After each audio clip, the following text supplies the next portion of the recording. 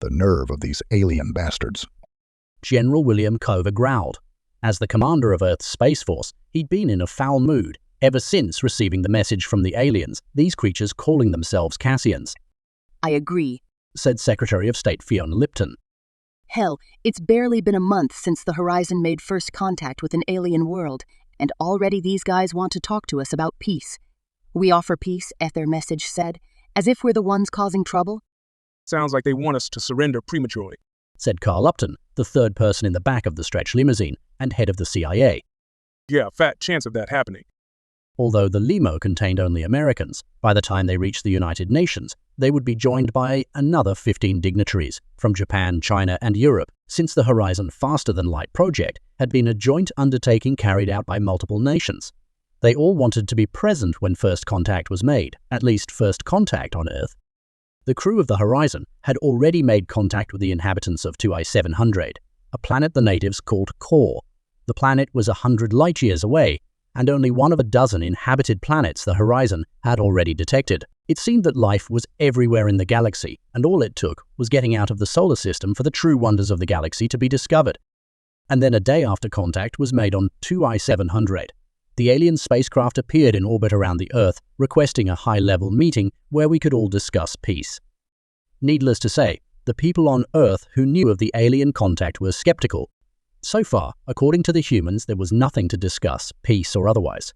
We were so new to interstellar travel that any agreements signed this early on could be counterproductive, if not disastrous.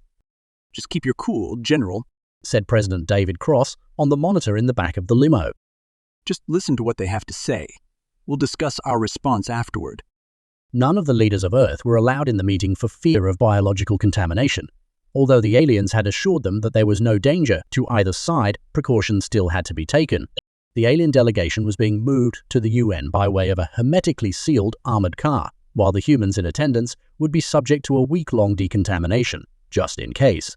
At this point, no one was taking any chances. The limo pulled into the vast underground parking at the iconic UN building where a gaggle of security officers and others crowded the parking area. And then they began to make their way up into the building for the most consequential meeting in the history of mankind. The aliens had arrived earlier and were waiting in a conference room off Assembly Hall. Depending on how this meeting went would determine whether or not the main room would be needed. When General Conover led the human delegation into the room, he was surprised to see that only 3 aliens were in attendance, and they were all of different races. He wondered which one was the Cassian, or was Cassia the name of the empire? There were so many questions, and the future of planet Earth waited for the answers. The aliens stood up politely, with one taking a more dominant position. He was tall and slender with light blue skin and very human-like features. However, what made him stand out were the flaring skull bones that flew back along the side of his head, giving him the look of the Flash. Other than that, brown eyes, a normal nose and wide, expressive mouth. He smiled warmly, immediately focusing on William Conover, probably impressed by the immaculate cut of his uniform, along with the parade of silver stars, gold stripes and service ribbons he wore. All the humans took seats at a round table in a room with tall, copper-colored walls. The security guards stood to the side, their eyes locked on the 3 alien creatures. Just before sitting, Conover addressed the aliens. I am General William Conover. I am the commander of Earth's Space Force.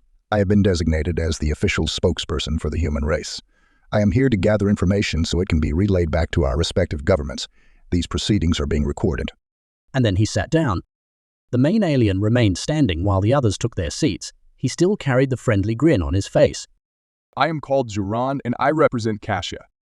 His words were spoken in perfect American English through a universal translation device the aliens provided. It worked perfectly. I wish to make a presentation, after which we can discuss peace. Without prompting Sam, one of his assistants pressed a button on a small projector-like module sitting on the table before her.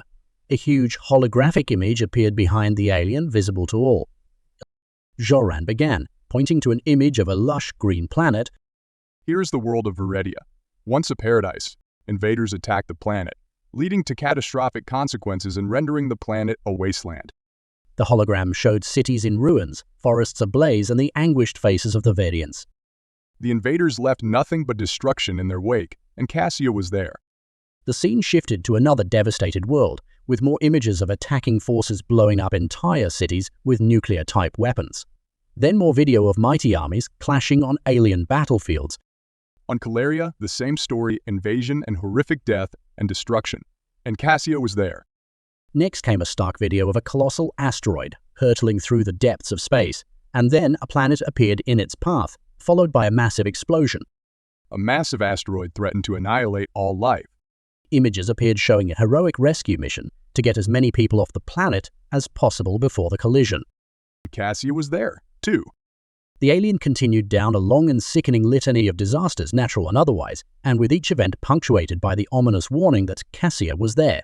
These included more war, black holes, gamma-ray bursts, and whole planets smashing together. Every place there has been death and destruction. Cassia was there. Suddenly, General Conover could take no more. He rose to his feet, his face red with rage. Are you threatening us? I must tell you, Earth will not submit so easily. We are a planet of warriors, and because of that, we will fight. To everyone's surprise, Joran's eyes sparkled with excitement. Then let me tell you about our invader-invadee options. Depending on whether you are the invader or the one being invaded, the cost will vary. Invader protection is cheaper, of course, while being the victim of an invasion is more costly. That's understandable considering the damage. The alien could see the nervous looks on the faces of all the humans seated around the table. He addressed the still-standing army officer. And that is why I am here.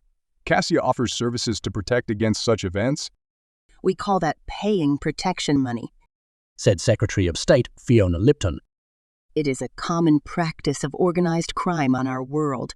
We are quite familiar with the concept. Ah, then you might be interested in our gamma-ray burst rider. It's offered free with our Gygax package. General Conover dropped to his seat, struck by the realization that had just come over him. Wait a damn minute. He said to the alien. Are you trying to sell us an insurance policy? Zoran smiled warmly.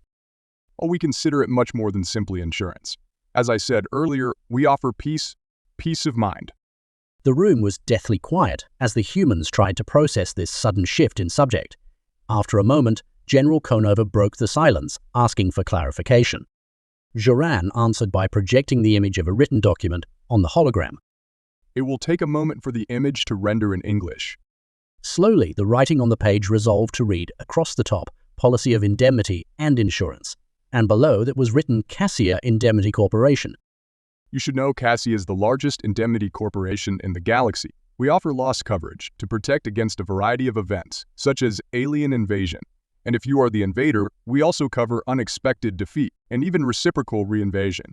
We call this reinvasion insurance. I'm sure, General, as a military officer, you understand the true cost of war. It can be staggering. Wouldn't it give you peace of mind knowing that all Vega, or most of the cost of either your victory or your defeat will be covered? After the deductible, of course. And in the case of natural disasters, such as an asteroid destroying all life on Earth, a certain percentage of the population will be guaranteed, yes guaranteed, free passage to a planet of your choice, within the terms of the agreement. Of course, and gamma-ray bursts, although rare, can fry the surface of a planet. With our standard package, the gamma-ray protection is only slightly higher. And, as I said earlier, with the Gygax package, it's included. General Conover, now that Earth is venturing out into the vast and dangerous galaxy, your people will face innumerable risks. Cassia mitigates that risk.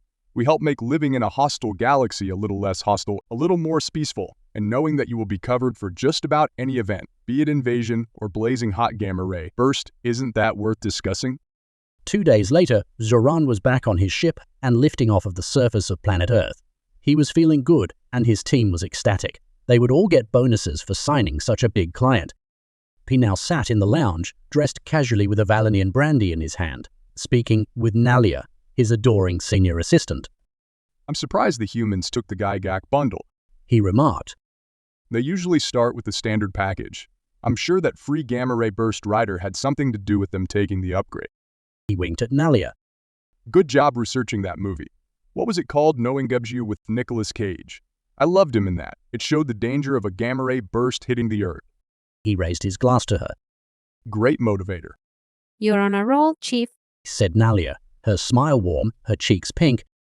First the Norax and now the humans. You will certainly win the sales being of the Gorak Award again as the company's top sales being. Joran basked in the compliment. Thank you, Nalia. And now, no time to slow down. Who's next? Nalia checked her files. The board? They just completed experiments on an FTL drive and will be launching their first interstellar mission in a week. Good, let's get over there before anyone else contacts them. As they say, the early Karat catches the Merrimat. And yes, I am on a roll. Now, let's keep it going.